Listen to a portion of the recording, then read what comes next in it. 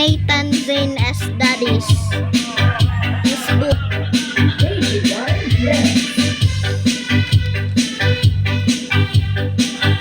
Tagalog po. Pasama ang mga tao, tanging si Noah at ang kanyang pamilya na lang ang sumusunod sa Diyos. Huwag niyo pa kalimutan yung basa. Dahil dito ay nagalit ang Diyos, sinabi niya